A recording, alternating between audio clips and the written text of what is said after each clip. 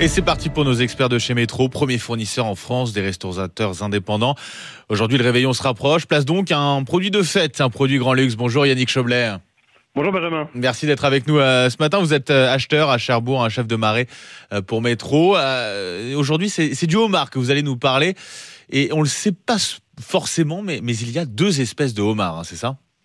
Exactement. On a le homard dit européen, qu'on appelle parfois homard bleu, homard breton. Donc ça, c'est vraiment le homard qu'on va trouver sur la côte atlantique est, donc tout le côté européen. Et puis on a une deuxième variété qui vient d'un petit peu plus loin, qui est pêchée au nord du continent américain, donc sur une zone située entre le Canada et les États-Unis. Alors comment on fait pour les reconnaître, ces deux espèces de homards ? Parce que c'est pas forcément indiqué à la vente, justement, s'il s'agit d'un homard américain ou d'un homard européen. Et pourtant, c'est deux produits qui n'ont pas la même qualité quand même.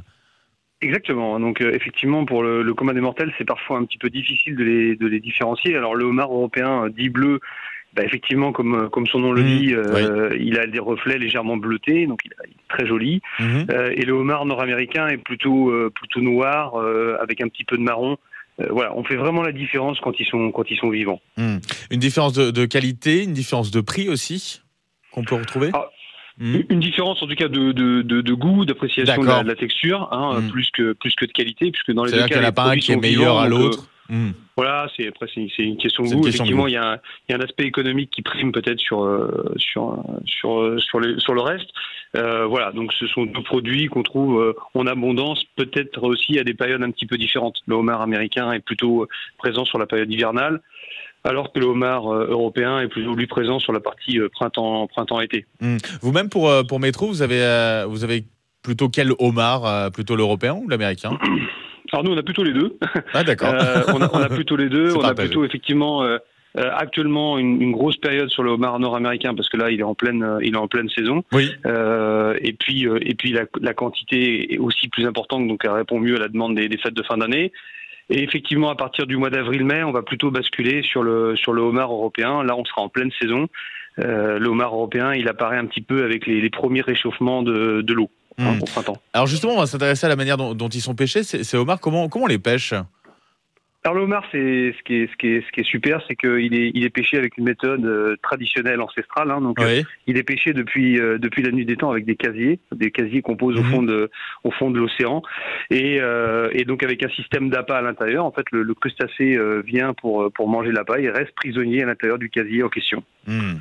Et vous les voyez partir tous les matins, du coup, justement pour remonter ces casiers ?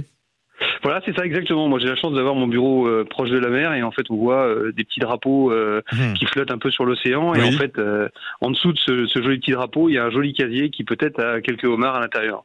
Sympa, c'est bien comme vue pour travailler, c'est parfait. C'est pas mal. Bon, si on a prévu de proposer du homard à ses convives pour les fêtes, on peut le déguster de quelle façon, Yannick ? Eh bien, écoutez, on peut le déguster, froid, tout simplement, avec une mayonnaise, comme beaucoup savent le faire. Et après, effectivement, ça peut être un homard grillé, ça peut être un homard flambé, ça peut être, de plein de manières. C'est un crustacé, qui est relativement polyvalent. Donc, avec une texture différente en fonction des parties du homard. On a des pinces qui sont un petit peu plus moelleuses, la queue du homard qui est peut-être parfois un peu plus ferme. Voilà, je pense qu'on peut utiliser le homard pour plein de choses et les différentes parties du homard effectivement également. Et voilà, pour faire plaisir finalement à tout le monde. C'est ça l'idée. Merci beaucoup Yannick Choblet d'avoir été avec nous ce matin.